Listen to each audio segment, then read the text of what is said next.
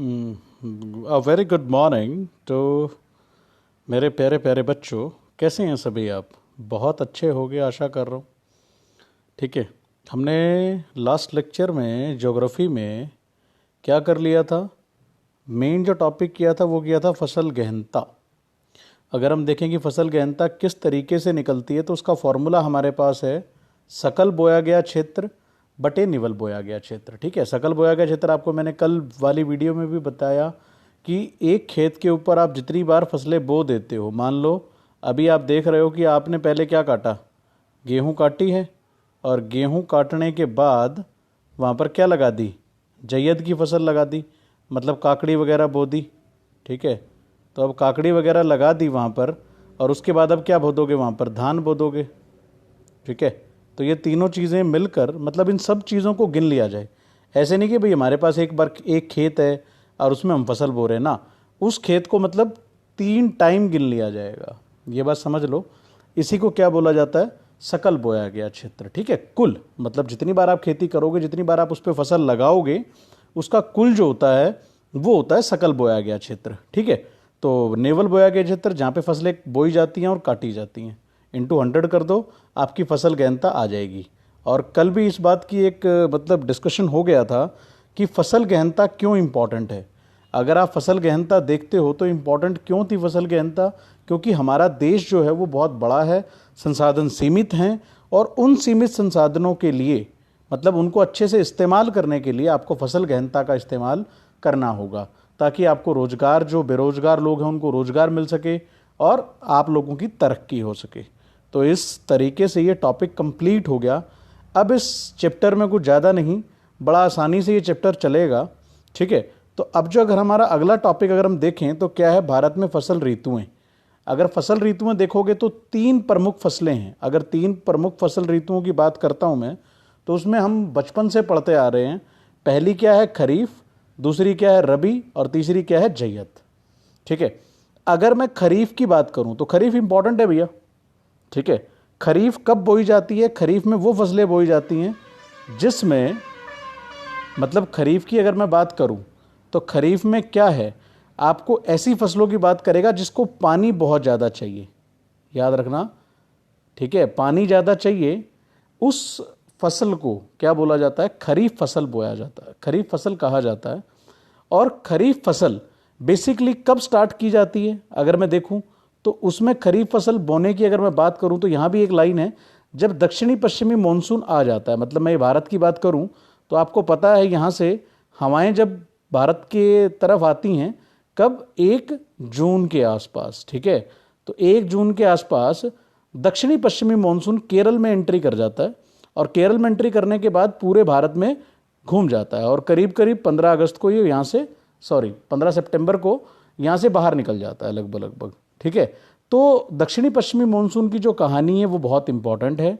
और जो खरीफ फसल है, वो फसल जो है वो किसके साथ, दक्षिणी पश्चिमी मानसून आने के साथ साथ, ठीक है, उसके साथ ही क्या की जाती है, बोई जाती है। ये बात आप याद रखो, पहला पॉइंट कि खरीफ फसलें कब बोई जाती हैं, तो खरीफ फसलें कब बोई जाती हैं, दक्षिणी पश्चिमी मानसून के साथ, मतलब लगभग लगभग जून में स्टार्ट होती हैं और नवंबर तक आने तक काट दी जाती हैं। तो जून टू, अगर मैक्सिमम पीरियड देखोगे आप तो इसका क्या होता है, जून टू नवंबर। तो ये आप मैक्सिमम या नवंबर डाल दो या अक्टूबर डाल दो। ठीक है, जून टू अक्टूबर कटाई हो जाती है नवंबर में इसकी।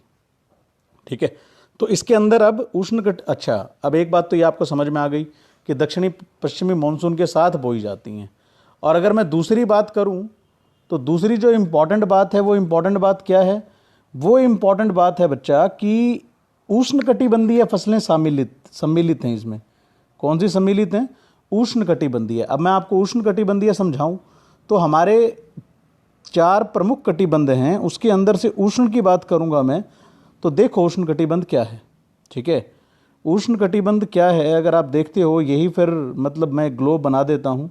ठीक है, यहाँ से आपको पता है कि ये इक्वेटर जा रहा है, ठीक है, 0 डिग्री से, और 0 डिग्री के ऊपर, ठीक, 22.5 डिग्री, और ये 22.5 डिग्री, मतलब ये 22.5 डिग्री है, और ये 22.5 डिग्री की जो क्या है, ये जो कर्क रेखा है, ठीक है, ये कर्क रेखा है आपकी, क्लियर, और ये क्या है आपकी, मकर रेखा। ठीक, मकर रेखा। अब इसके बीच में जो वन आते हैं उन वनों को कहा जाता है उष्ण कटिबंधीय वन। तो ये बात याद रखना, क्या कहा जाता है? उष्ण कटिबंधीय वन। इसमें सदाबहार वन ही आते हैं बेसिकली। क्यों? क्योंकि पता है आपको कि पूरा साल सूरज इस जगह के ऊपर चमकता है। कभी यहाँ से यहाँ शिफ्ट हो जाता है और फिर सर्दियों में आप देखते हो तो ये कहाँ शिफ्ट हो जाता है? ये शिफ्ट हो जाता है बेटा मकर रेखा पर। ठीक है, तो ये बहुत इंपॉर्टेंट कंसेप्ट था। तो उष्ण कटिबंधीय फसलों से याद रखना, उष्ण कटिबंधीय वनों के बारे में जान लो तो उष्ण कटिबंधीय फसलें अपने आप ध्यान में रह जाएंगी। ठीक है, इन्हें अधिक बारिश चाहिए होता है, इसीलिए इन्हें क्या कहा जाता है? उष्ण कटिबंधीय फसलें। तो बहुत इंपॉर्टेंट है उष्ण कटिबंधीय। समझ गए आप किस रीजन में उष्ण कटिबंधीय होता है। ऊपर चले जाओगे, ठीक है, तो आपको जो ठंड के हिसाब से जब ये 66.5 डिग्री या 62.5 डिग्री पर चली जाएगी, ठीक है, तो उसके बीच में शीतोष्ण हो गया या शीत कटिबंधीय हो गया, तो वो इंपॉर्टेंट है, वो पोलर रीजन हो जाता है ऊपर। ठीक है, ऐसे पौधे जो सिर्फ ठंड में ही होते हैं। तो यहाँ आपको हमेशा जो ऊपर ठंडे इलाके हैं वहाँ पे आपको वेजिटेशन कम मिलेगा, पेड़ पौधे कम मिलेंगे। एक ही तरह के पेड़ पौधे वहाँ पर होते होंगे, लेकिन सबसे ज़्यादा जो डाइवर्सिटी मिलेगी वो आपको उष्ण कटिबंधीय की ही मिलेगी। तो उष्ण कटिबंधीय से याद रखना, उष्ण कटिबंधीय मोस्ट इंपॉर्टेंट है। तो इस बात को समझ लो, आपको तो पॉइंट ही बनाने हैं। ठीक है, तो बहुत इंपॉर्टेंट बात है, ये याद रखना। क्लियर?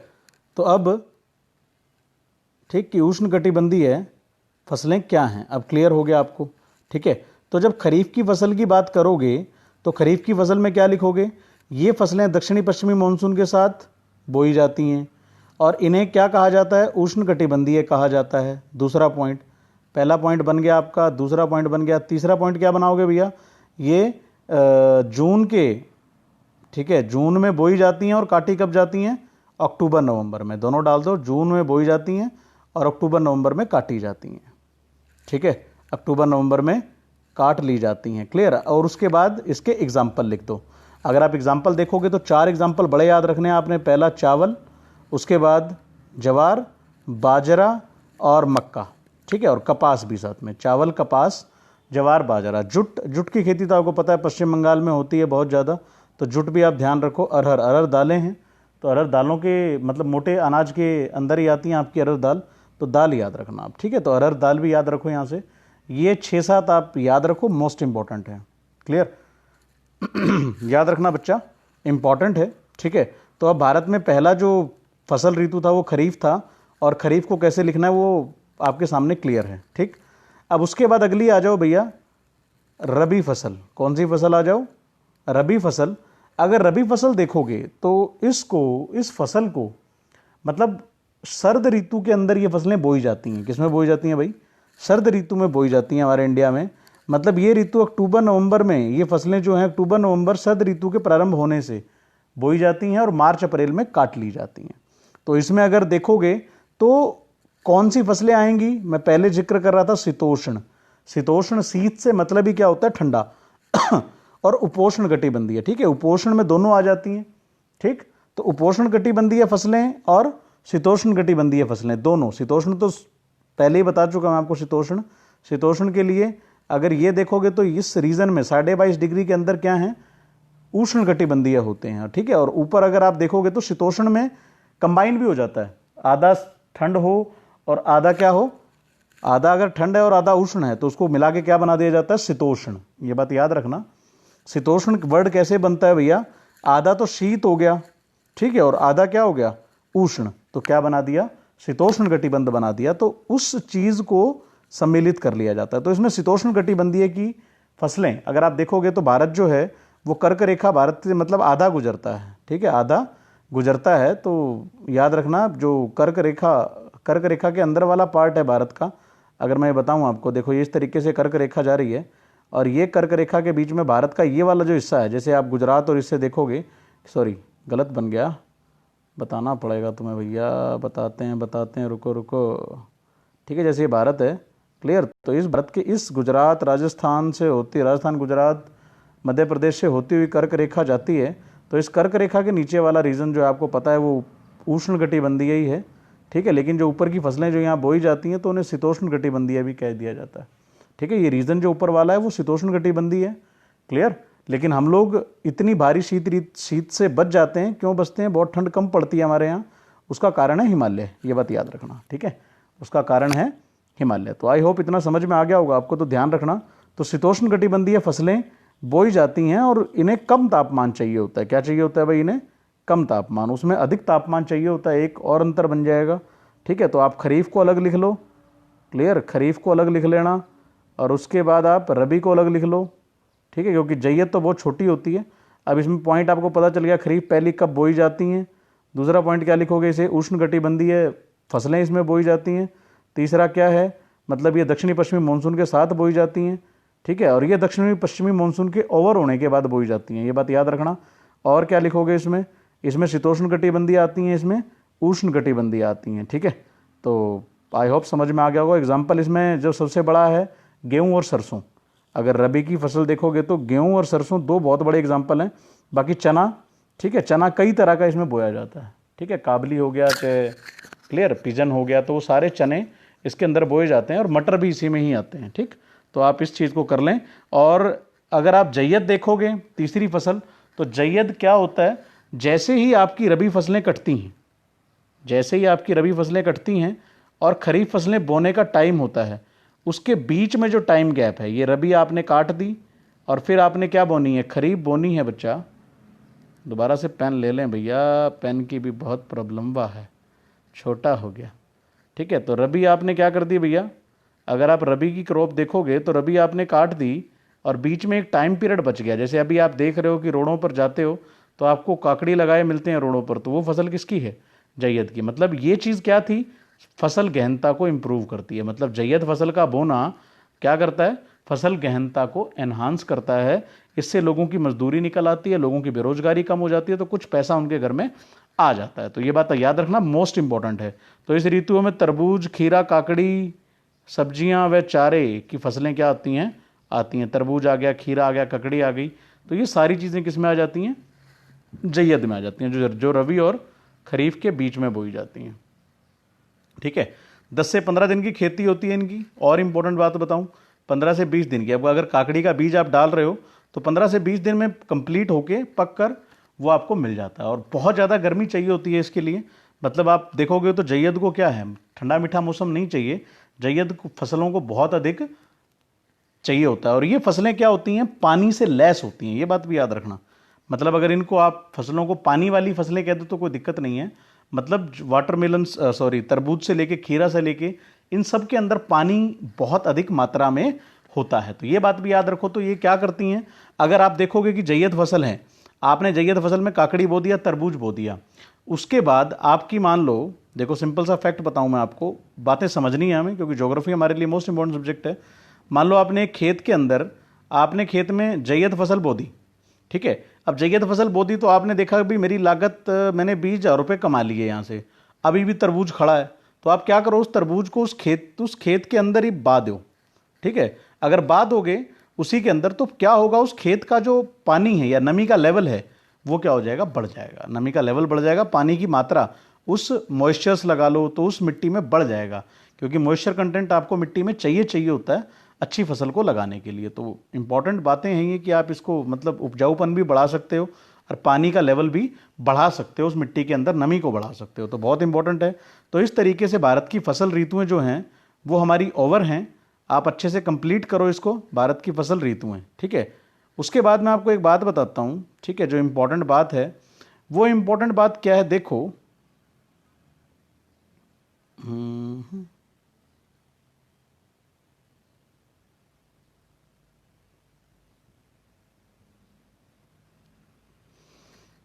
ठीक। अब आगे अगर आप देखोगे तो जैयद की जो फसल है वो भारत के दक्षिणी भाग में नहीं पाई जाती। ये बात इंपॉर्टेंट है कि भारत के दक्षिणी भाग में क्या नहीं पाई जाती? जैयद की फसल नहीं पाई जाती, ठीक है। ये बात याद रखना, ये बात आप याद ही रखना कि जो ये फसलें होती हैं किसमें नहीं पाई जाती? जैयद की फसल अगर आप देखोगे तो या डिफरेंट तरह की ऋतुएं देखोगे तो वो दक्षिण भाग में नहीं पाई जाती। क्यों? क्योंकि यहाँ पर उष्ण कटिबंधीय जो नीचे वाला इलाका है, देखो यहाँ पर बारिश बहुत अधिक होती है। बारिश क्या होती है? बहुत अधिक होती है। अगर मैं इस फैक्ट पॉइंट को समझाऊं आपको, तो बारिश बहुत अधिक होती है जब यहाँ पर, तो ये आप क्या लगा रहे हो कि ये एरिया मतलब नमी वाला एरिया होगा, ह्यूमिडिटी लेवल बहुत ज़्यादा हाई होगा यहाँ का। अब आगे ह्यूमिडिटी की ही बात करेंगे हम, तो ह्यूमिडिटी लेवल बहुत ज़्यादा हाई होता है, तो यहाँ पर फसल ऋतुओं का कोई चक्कर नहीं है। आप एक ही तरह की फसल 3 बार बो सकते हो, मतलब धान की खेती 3 बार हो सकती है। क्यों? क्योंकि यहाँ पर वर्ष भर जो है अलग अलग तरह की ऋतुएं नहीं पाई जाती। यहाँ पर क्या है, पानी बहुत ज़्यादा है, ठीक है, पानी का लेवल बहुत ज़्यादा होता है और मॉइस्चर रहता है, समुद्र नज़दीक है, इसीलिए यहाँ पे क्या रहता है, ह्यूमिडिटी लेवल बहुत ज़्यादा एनहांस रहता है। तो आप क्या कर सकते हो, यहाँ पे वर्ष भर जो है वो सिर्फ जो, अगर आप देखोगे कि जो दक्षिण भारत है, हमारे दक्षिण भाग जो है वो वर्ष भर किसके लिए सहायक है, वो है उष्णकटिबंधीय फसलों के लिए। तो ये बात आप ध्यान रखना, उष्णकटिबंधीय फसल। अब उष्णकटिबंधीय फसल में धान आता है भाई, गेहूं नहीं आती, तो नीचे गेहूं नहीं, तो नीचे याद रखना, मतलब अगर आप नीचे निकल जाते हो, महाराष्ट्र निकल जाते हो, महाराष्ट्र के साथ साथ आप तमिलनाडु निकल जाते हो, आंध्र प्रदेश निकल जाते हो, तो ये जो सारे रीजन हैं ये किसके लिए सहायक है, इनकी भूमि किसके लिए सहायक है बेटा, इनकी भूमि जो सहायक है वो है किसके लिए, उष्णकटिबंधीय के लिए, ठीक है ना। आर्द्रता, अब आर्द्रता मैं अभी बात कर रहा था कि आर्द्रता की, कि यहां पर आपको आर्द्रता सबसे अधिक मिलती है, ह्यूमिडिटी लेवल बहुत ज़्यादा अच्छा होता है। तो उष्णकटिबंधीय फसलों को आप अगर कोई भी पूछ ले आपसे, तो क्या चाहिए होता है, उसे ह्यूमिडिटी चाहिए होती है, मतलब वेपर्स ज़्यादा ऊपर उड़े ना।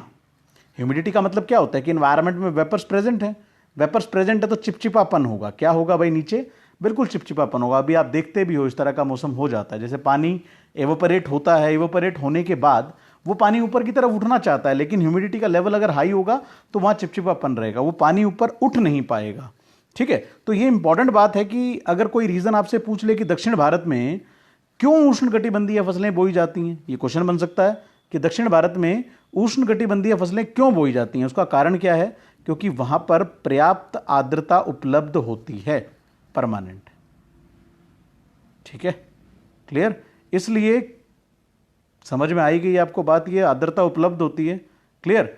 तो अब ये बात याद रखना कि दक्षिण भारत में पूरे कृषि वर्ष में एक ही फसल की कितनी बार बुआई हो जाती है भाई, 3 बार, याद रखना, ठीक। लेकिन अगर आप देखोगे तो आपको पर्याप्त मात्रा में क्या होनी चाहिए, सिंचाई सुविधाएं भी उपलब्ध होनी चाहिए। अब अगर आप कर्नाटका की बात करते हो, केरला की बात करते हो, तो केरला में पानी बहुत कम जाता है, सॉरी केरला नहीं, अगर आप तमिलनाडु देखोगे तो तमिलनाडु में जो विवाद चल रहा है, जल विवाद जो चल रहा है, उससे क्या होता है, पानी पूरा पहुंच नहीं पाता। तो आपको सिंचाई की सुविधाएं भी पूरी मिलनी चाहिए। यूँ नहीं है कि वर्ष भर बारिश, लेकिन चिपचिपापन ज़्यादा रहता है, वर्ष भर तो बारिश नहीं हो सकती वहाँ, लेकिन केरला में मैक्सिमम बारिश होती है, उसी तरीके से मेघालय में बारिश होती है, ठीक है। तो ये बात आप याद रखना कि क्या चीज़ है कि अगर आप ये देखते हो कि आपको एक ही खेत के ऊपर एक फसल को 3 से ज़्यादा बार उगाना है, तो आपको क्या चीज़ चाहिए, पहली आर्द्रता, पहली क्या चीज़ चाहिए भाई, आर्द्रता चाहिए। और अगर दूसरी देखोगे आप, अगर आर्द्रता के साथ साथ आपको क्या चाहिए, आर्द्रता के साथ साथ सिंचाई की सुविधा, ठीक है, सिंचाई की सुविधा। तो ये बात आप याद रखना, मोस्ट इंपॉर्टेंट है, कुछ भी नहीं है, टॉपिक कंप्लीट करो। वीडियो ये भी बड़ी हो गई, आपको खरीफ फसलें समझा दी, रबी फसलें समझा दी और जैयद। खरीफ में आपने दोनों में डिफरेंस बना लो कि खरीफ फसल क्या है और रबी फसलें क्या हैं। खरीफ फसलें बेसिकली, खरीफ फसलों में क्या आता है, उष्णकटिबंधीय पौधे आते हैं, ठीक है। और एग्जाम्पल आपको पता ही चल गया, एग्जाम्पल क्या है, मतलब देखोगे तो धान है, ठीक है, धान के साथ साथ कपास है, कपास के साथ साथ बाजरा है, और बाजरा के साथ साथ मक्का है, ये बात याद रखना। और उसके बाद अगर आप रबी की क्रॉप देखते हो तो रबी में 2 बहुत इंपॉर्टेंट फसलें जो आपको याद रखनी है, अरहर वहाँ से याद रख लेना। इंपॉर्टेंट फसल जो आपको याद रखनी है वो इंपॉर्टेंट फसल क्या है, रबी की, रबी की इंपॉर्टेंट फसल है भैया आपका गेहूँ, और गेहूँ के साथ साथ आपकी सरसों, ठीक है, और चना भी कर लो, उसमें चना इंपॉर्टेंट है। और उसके बाद जैयद फसलें आपको पता है, पानी, मैंने कहा कि पानी पर्याप्त मात्रा में अगर धरती में भी बिछा दोगे तो पानी पर्याप्त मात्रा में हो जाएगा। और उसके बाद इन्होंने बताया कि दक्षिण भारत में क्या नहीं होता, अगर आप देखोगे कि दक्षिण भारत में क्या नहीं होता, दक्षिण भारत में आपको सिर्फ उष्णकटिबंधीय फसल ही पूरे कृषि वर्ष में बोनी पड़ती है। क्यों? क्योंकि वहाँ पर्याप्त आर्द्रता मिल जाती है और पर्याप्त सिंचाई की सुविधाएं प्राप्त हो जाती हैं। तो आप एक ही फसल को 3 बार उठा लेते हो, मतलब धान की खेती 3 बार। कोई पूछे होती है दक्षिण भारत में, तो उसका आंसर क्या होगा, यस, उसका आंसर क्या होगा, यस, तमिलनाडु, आंध्रा चावल तभी ज़्यादा खाते हैं भाई, उनका जो रीज़न है वो सपोर्ट नहीं करता हर फसल को। ऐसा नहीं कि काकड़ी खाते होंगे बेचारे, उनको पता भी नहीं होता कि काकड़ी भी कोई चीज़ होती है। तो इसीलिए वो चावल ज़्यादा खाते हैं, मछली ज़्यादा खाते हैं। ये कारण है कि उनके जो इलाके में आर्द्रता बहुत ज़्यादा होती है, मैक्सिमम होती है, और साथ में उन्हें क्या मिलता है, सिंचाई के साधन मिलते हैं। तो और वहाँ पे सब सिंचाई के साधनों की भी इतनी मारामारी है। ऐसा नहीं है कि सिंचाई के साधन जहाँ पर पर्याप्त होंगे वहीं पर 3 फसलें उठेंगी।